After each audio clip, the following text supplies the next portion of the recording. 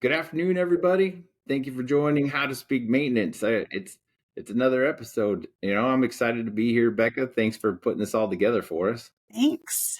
Glad to be Yeah, here. we're working out the kinks on on the lag and on the start. So I might have started too early. I might not have. So I we'll see how this turns out, right? That's right. So, my name is Jason Fein. If you're new to listening to us, and I'm the Vice President of Maintenance at Dominium.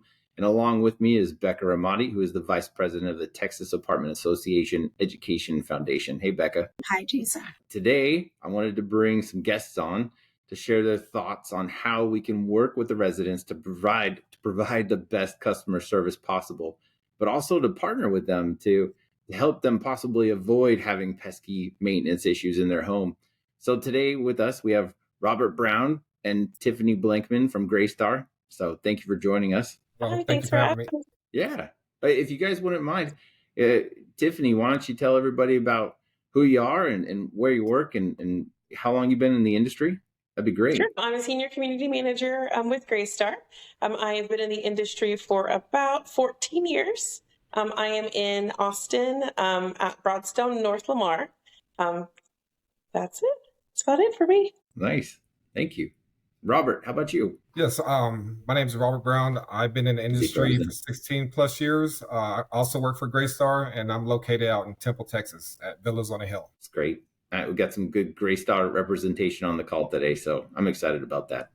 Well, thank you for taking the time to join us both. And so let's get into it.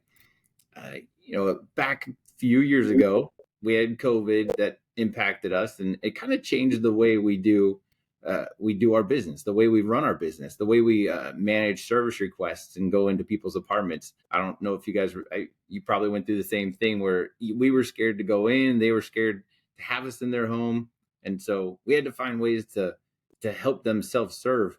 Do you guys have any stories about that or things that you did to help the residents self serve what during COVID? Yeah, absolutely. So, couldn't go in, like you said, for service requests or a lot of things. So there are times like changing out water filters on their fridges. We put the filters right outside their doors, or just kind of sometimes it was just walking residents through a process over the phone. Maybe we dropped off a filter and they weren't exactly sure how to change it, or something like that. How about you, Robert? Yes, same as her. We would leave filters out, but most of the time I would just put like gloves on, full suit, headgear, mask. And they was still scared for me to have to go in there. They're just like, "Hey, can you just stop right there?" So a lot of times we just left everything at the door, like Tiffany said, for them to get and do themselves. We also would leave, like, if it was something difficult, we'd leave something like instructions, print out some instructions on a piece of paper. That way they would have some kind of guidance to know what they're doing. Definitely. I think I remember some companies they were uh, using those little drain cleaner sticks. I think they're called Rip-Its, and they would leave them at the residents' doorsteps so they could be able to, maybe put it down the drain and get that hair out of there and save the maintenance employees from having to go in there. So Yes, sir. I was just wondering, has any of that stuck around since COVID, and you still helping the residents self serve and in their own apartment? Tiffany, Yes, sir. we'll start with We you. still Yeah, use those go ahead, Robert. You can go ahead. rivets. Oh, I'm so sorry about that. Okay. Yes, we still No use worries. those rivets. We still Go leave ahead, Robert. those at the door. Yeah, with the residents to use. Mostly, we would Yeah. try to unclog it ourselves now because of the COVID has passed. But after we would leave, we'd still leave one for them. For them to use and show them how to use it. Great. Tiffany? Yeah, so lots of people, still are kind of wary to having, anyone coming in their home, not only just because of germs and COVID, but also people are working from home nowadays. So a lot of things have really stuck with residents because, again, we don't want to schedule service requests. So we've had to find ways to talk residents through either doing, a service request themselves, or how to put in a service request, or hey, we'll leave things by your door. So yeah, definitely things have stuck post COVID. I feel that some residents want to self serve. They just don't have the tools, right? Like a plunger or a light bulb for their bathroom. So sometimes they just need you to drop the part off. Yeah, Have you and I've have you actually ever what Oh no, I've worked in BTRs as well, and a lot of times people don't think of that as like an apartment. They think of it as a home. So you aren't getting as many service requests, or people want to change out their own filters or take care of their own things. That's true. I wonder if on the service request these days, that's an option for self-serve or, maintenance request. Is that something anyone is doing? I mean, I've allowing never them. seen that Okay. as an option. Yeah, go ahead, Robert. I think there's a lag going on. I was gonna maybe say, like, possibly, there's but comments, like there's sections on the work order where you can leave comments, and so usually if they want to do something like that, they could just leave it in the comments saying that hey, if you leave the plunger or if you leave this for me to use, then I know how to use it and I can use it. So that's always an option on leaving it in the comments on the work order when you place it. definitely, I think, and that goes to the question of when the office takes the call from the resident and we say, how can I help you? And they say, my toilet's clogged. Maybe that's the opportunity that we have as an industry to be able to say, would you like for us to take care of it? Or is there something that, you need to be able to possibly handle it yourself? And maybe some residents will like that. Some won't. Right. So we got to make sure that we're conscious of it, but still, I think at some point in time, some residents might be embarrassed that their toilet's clogged and they want to just handle it themselves. So, yes. have you guys ever used technology? Yeah, have you guys ever used technology to help a resident, or while you're in the apartment, maybe did a little training with them to show them how to make sure they don't repeat that issue in their apartment? I think Robert, you had some good examples. Yes, sir. Whenever I go in, and the resident is at home while I'm there, I always show them what I'm doing. That way they know. And if it's something that they could do themselves, give them kind of like a little class, or, myself, I like to use YouTube to do it yourself channels. If I'm like not knowing something and I need some information and some knowledge real quick, I'll just, type it in. YouTube is always good about having anything. Almost anything is on YouTube. You can find almost anything from stopped up toilet to an unclogged sink or to change out a faucet handle. It's all on there. So I like to, pass that information on to the resident while I'm in there. Yeah, and we've, Definitely. at different properties, even through COVID and post-COVID, we've had videos posting to social media that, especially during COVID, we were like, what can we do? How do we tell everyone, get ready for the freeze, the things that you check, how to open your door, open the cabinet, strip the faucets. And then that carried on like social media posts and reels, and that is now carried on to TikToks. So it's really easy to reference, a TikTok or a social media video and send it out to residents. Anytime you're having something coming up, you're expecting a weather event or just preventative maintenance. That's great. You're definitely hitting as many different avenues to be able to make sure they're getting the message versus the old school. I'm going to post up a piece of paper at the mailboxes, right? Yes. Well, that makes me think about, if some of this is just inevitable, that with many systems going towards AI, is this something that residents should get ready for? And this conversation might be very timely in that, if we expect to have residents be interacting more with AI, might maintenance be these types of easier fixes be something that AI could help them with? Yeah, especially if, everyone has apps nowadays. We have an app when residents move in. We sit down and we walk them through. That's how they put in service requests. If that sort of thing could be added to an app, do a quick search on the app and it pulls up links via AI or AI tool that walks them through. I mean, we have AI for generating or for talking to leads. So sometimes you're not even talking to a real person. You don't know. So to put that on the maintenance side could definitely be helpful if it were tied into like all the apps and resident engagement things that we do. Definitely.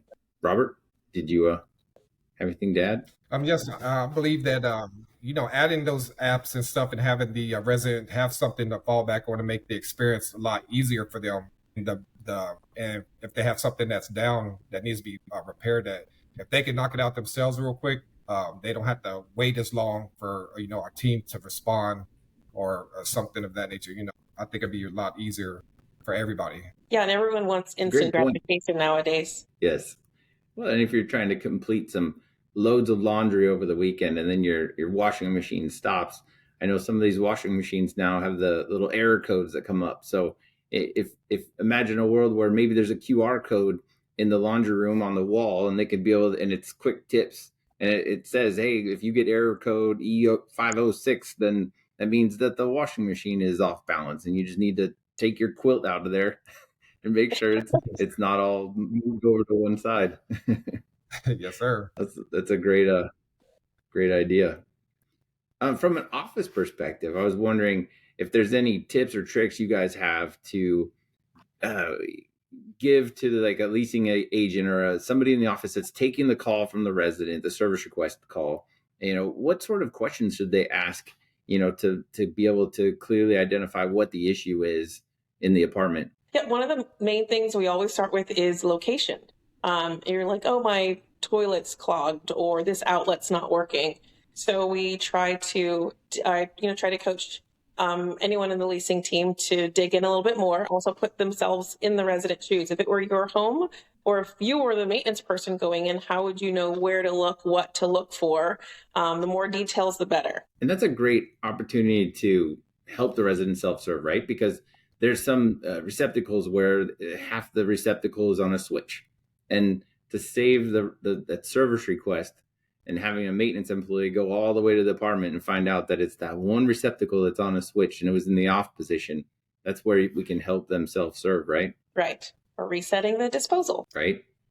Robert, how important is it to you and your team that you have all the right information when you're going to an apartment? It's very important because it makes the call go by quicker. So if I know what I'm doing, I can actually bring my tools and the equipment with me. So I'm in there and out 5 minutes, 10 minutes, however long it takes to change out a breaker if the breaker is bad. If I know that the breaker is bad before I get there, it actually makes it go by so much quicker versus me trying to pinpoint, what do they talk about in their work order? They're just saying, I have no electricity to my refrigerator. So now I got to go and do these avenues or approach trying to figure out what's wrong with the refrigerator versus sure. I could just, hey, if you would have checked the breaker, flip the breaker back on, it would have saved me some trouble and you some trouble, So stuff like that, it makes it a lot easier for myself and my team, just knowing more details to your work order versus just, sure. Hey, this is broken. Yep. No, I think I love this topic because from so many different avenues, we can be able to help the residents. We can, whether it's teaching the leasing team about the emergency disconnect switch for the HVAC unit that's up on the wall that I know I used to work at properties where the residents, they didn't know what the switch was for. So they would turn it off and then their AC wasn't working. They'd call in a service request. So teaching the leasing team exactly what different things to ask the residents when they're taking that service request. So then that we can help the residents self-serve. Oh, your AC is not working. Did you flip that switch that's up on the wall? Oh, I didn't know what it was for. Oh, turn it back on. Oh, hey, it's working now, right? So we help the residents self-serve. And in the meantime, that's helping us as a maintenance team be able to focus and take care of the other residents that have leaks or clogs or floods. So, and so I love this topic because especially what you said, Robert, while you're in the apartment, you can even teach them. You could spend some time with them and show them, hey, this is how you take the drain stopper off in your tub. And 9 times out of 10, that's where the clog is at right there. There's a bunch of hair right there and you can get it out and be able to help yourself versus having to wait for a maintenance employee to come and take care of it for you. So this is all good stuff. Well, Becca, do we have any questions or comments on LinkedIn? Well, we have Miss Tony Rackley, who's excited to have Austin Apartment Association and the Apartment Association of Central Texas represented. But I'm curious, I know Robert has his top 5 things he wishes that residents could do for themselves. So I'd love to hear your list. And Tiffany, if you have one too, or Jason, if you have one, I'd love to hear those. Yes. So mine basically is I know during the COVID, people were very hesitant about picking up trash, especially when you leave outside your home and in the breezeway. Area beautification is something that we all can contribute to, not just the maintenance team or our porters. If you leave outside your home, 9 times out of 10, that trash came from your trash can. You know what I'm saying? So if you could just, just take time to pick it up, throw it in the trash, and continue your day on. If you want to, walk with your hand sanitizer or some gloves or whatever, that would help out. I think that as our team, we would appreciate that as well. Another thing would be like at the dog park, picking up your dog, feces. We spend a lot of money on keeping the bags full, the dog bags full, for the dog stations. So just take the time to pick your dog who up and have that, for everybody else, for the other residents who use that area as well. Just take time to clean up after yourself and your dog, your pet. Great. Thanks for sharing. You're welcome. Tiffany? Sure. It's honestly, it's just a matter of like putting in service requests. Because how many times does a resident like stop maintenance in the hallway? Hey, this is going on, or hey, I have a question, or can I do this? Or even just calling, into the leasing office and trying to give a work order over the phone, as opposed to kind of walking through and putting it on an app or online. And then also just like downloading the apps so they stay, so that they are up to date for preventative maintenance or any visits to their home, so that, they are aware of what's going on in the property. So if residents could, keep up with communication, I feel like that would not only help leasing, would also help maintenance as well. And then honestly, little things like deciphering the voicemail prompts whenever they're calling. I just had maintenance the other day say, "Oh, I get all these calls over the weekend. That's not maintenance; it's for the leasing team." So sometimes, just taking time to learn, or having our team, really just coach residents through things like at move-in. And a lot of times it's at move-in, showing residents what should be done, or helpful tips to make it easy, not just for leasing, but also for maintenance. I like that one. That one's important because I remember I was a maintenance supervisor at a community one time, and there was this dishwasher where it was really quiet. And if you push start one time, it would start to fill. And the resident, if they didn't hear the water filling, they would hit start again. But if you hit start twice, then it hits into a reset. And so they would hear the pump kick on, and they'd hear it start to try to drain water, and they thought it was working, and then it would just die. And so you would get those service requests as a maintenance employee for dishwasher doesn't work. And as you're walking up to the apartment, you would always just, man, I know what's going to happen. I know this resident just moved in. They pushed start twice. So that's where I think those moments where you can be able to walk with the resident on their first day and teach them some things, or to have pamphlets, something to be able to show them, hey, in your apartment, here's some things that you need to know. Don't flip the little switch on the wall. There's half of this plug is controlled by a switch. Don't push your dishwasher too many times, right? Those are the things that we can possibly do to help the residents self-serve, and that'll help their quality of life. I mean, we want to make sure that they're safe, and we don't want them sticking their hands down garbage disposals or jumping on chairs to, put filters in if it's hard to get to the filter. But there's some really quick, easy things that they can do to try to make sure that they're self-serving, such as removing hair from the drain, or working on your filters, the filter on the fridge, giving them instructions on how to install it, and here's a filter. So it's all great stuff. I think Roberts has a lag a little bit, so he I think so too. cut up. But what I really liked what he said earlier. I said, I hear filters are a big issue, and he said, well, that one doesn't make so much sense for my property because they're up high, like you were saying, Jason.